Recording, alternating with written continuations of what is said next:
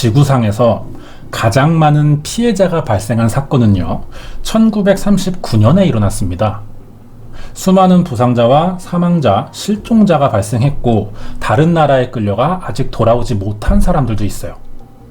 이 사건은 나라가 일으켰지만 국민들이 치렀고요. 수많은 이산가족과 고아도 생겼습니다. 이 사건은 나라 분위기를 어수선하게 만들고 동시에 치안도 내려가게 됐죠. 그럼 여기서 다시 새로운 사건들이 생겨나고요. 절대 일어나서는 안 되는 사건을 많은 나라가 겪었습니다. 2차 세계대전 이야기인데요.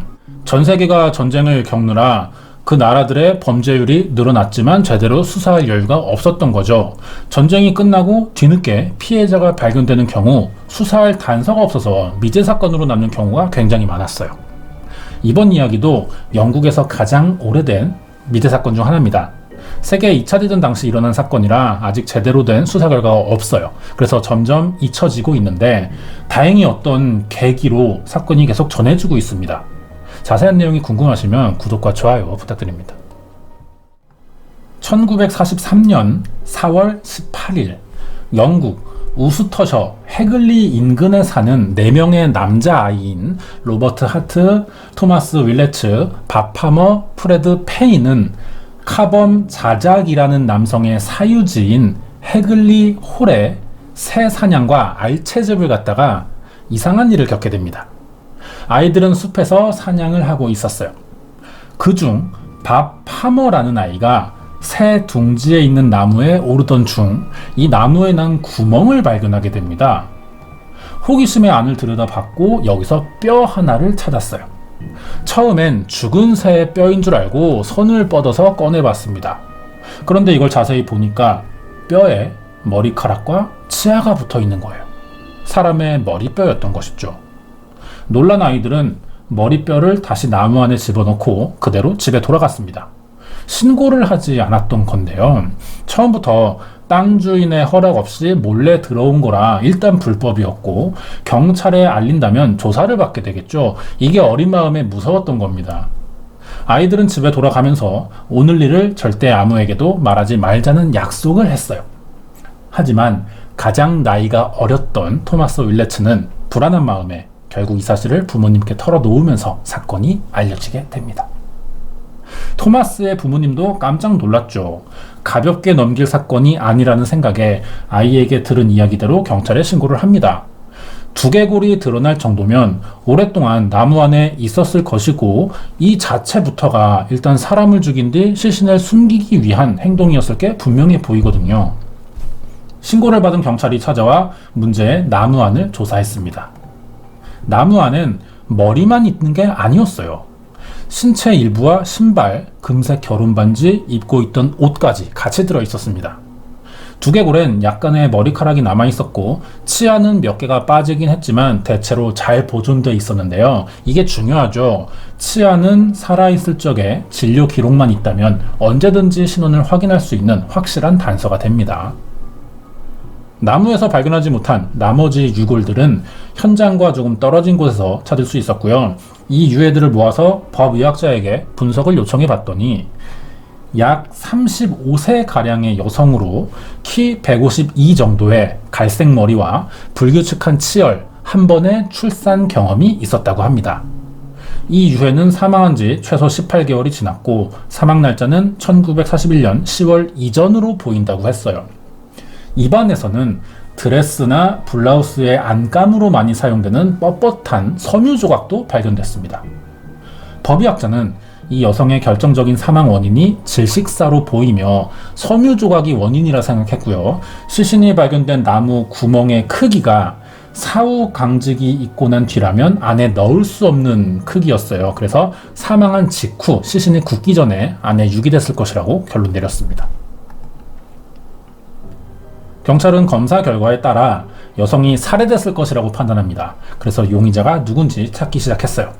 하지만 사건이 일어나던 때는 세계 2차 대전이 진행 중이었습니다. 실종 신고되는 사람이 너무 많았던 거예요. 매일 수십 명씩 사라졌기 때문에 여기에 일일이 신원을 대조해보기엔 숫자가 너무 많아서 시간이 오래 걸리는 작업이었죠. 그런데 현장에서 발견된 시신과 비슷한 실종자는 결국 한 명도 나오지 않습니다. 이 사망자는 시열이 아주 특이했어요. 그래서 치과 기록만 확보되면 쉽게 신원을 밝혀낼 수 있는 사람이었습니다. 그래서 영국 내 모든 치과 의사들의 협조를 받아요. 그래서 조사를 벌였지만 여기서도 일치하는 사람을 찾지 못했죠. 그렇다면 영국인이 아닐 가능성도 생기거든요.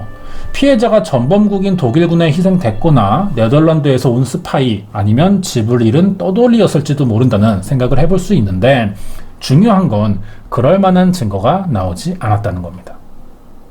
나무 근처에서 발견된 유골의 나머지 부분들이 바닥에 뿌려져 있었거든요. 이런 걸 보면 그 당시 많이 성행하던 흑마술이나 이런 것들을 믿는 사람들에게 마녀 사냥을 당했을지도 모른다는 의견도 있었어요. 하지만 여기서도 타당한 근거가 없어서 받아들여지지 않았습니다. 이대로 10년이 지났어요. 1953년 갑자기 우노 모소비라는 여성이 나타나 충격적인 사실을 공개합니다. 잭이라는 이름을 가진 자신의 사촌이 나치의 부역자였다는 거예요. 그런데 이 사실을 어느 여성에게 들키자 입막음하기 위해 같은 부역자인 네덜란드인과 함께 여성의 목을 졸라 살해한 뒤 시신을 나무 구멍에 유기했다는 이야기를 들었다고 밝혔습니다. 그 뒤로 잭은 여성이 나무 위에서 자신을 내려다보는 악몽을 수시로 꾸며 신경쇠약 증세를 보이다가 정신병원에 입원했고 얼마 안 가 시신이 발견되기 전에 사망했다고 밝혔어요.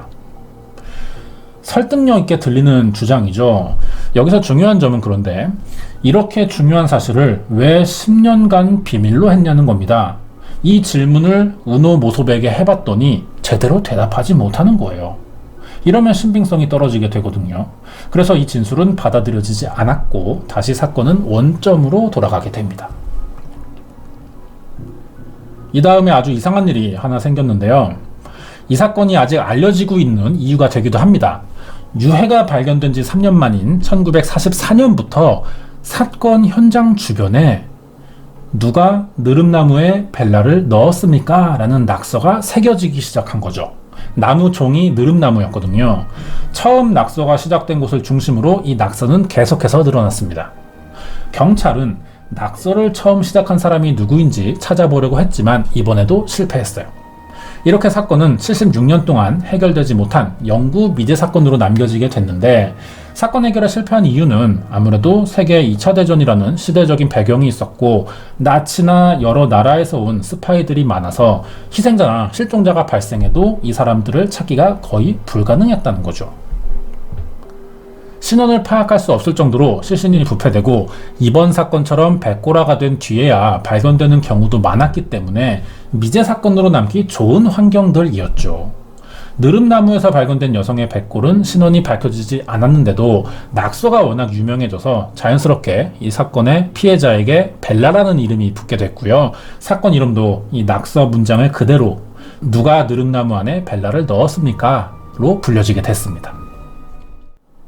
사건을 두고 많은 사람들이 여성의 신원과 범인은 누구이며 왜 시신을 나무 안에 넣었는지 많은 추측을 해봤는데요. 그중 대표적인 몇 가지를 알아보도록 하겠습니다. 2014년 8월 영국의 라디오 4라는 프로그램 첫 방송에서 스티브 펀트라는 사람은 느릅나무 안에서 발견된 여성의 정체일 가능성이 있는 사람 2명을 이야기했어요. 한 명은 앞에서 설명한 1944년에 다른 매춘부가 동료가 사라졌다면서 신고를 해온 그 벨라라는 여성이에요. 조사 보고서에 따르면 다른 매춘부들에게 벨라라는 이름으로 불렸었고 사건이 일어나기 3년 전 사라진 뒤 몇 년이 지나도 돌아오지 않자 결국 실종 신고를 했다는 겁니다. 그렇다면 누가 느릅나무 안에 벨라를 넣었습니까? 라고 낙서를 한 사람은 죽은 벨라나 가해자의 정체를 알고 있는 사람의 소행일 수도 있는 거죠. 이 이야기들의 공통점은 희생자의 이름이 벨라라는 데 있습니다. 하지만 매춘부들 사이에서 벨라라고 불렸던 이름은 본명이 아닐 가능성이 높죠. 이런 일이 가명을 쓰는 경우가 원래부터 많았고 사건 신고를 알고 있던 누군가가 관심을 끌기 위해 장난으로 낙서를 했을 가능성도 남아있기 때문에 확신할 수는 없어요. 사건의 내막을 만약 알고 있다면 어떤 방법으로든 경찰이나 다른 수사기관에 신고를 해왔어야 됩니다. 그런데도 낙서만 계속 하고 있다는 것은 이 사람에게 그 이상의 정보는 없다고 해석해 볼 수 있는 거죠. 두 번째는 1941년 8월 15일에 런던 타워에서 사망한 나치 독일의 스파이였던 요제프 야콥스라는 남성에 대한 MI5라는 파일이 공개되면서 밝혀진 이야기인데요.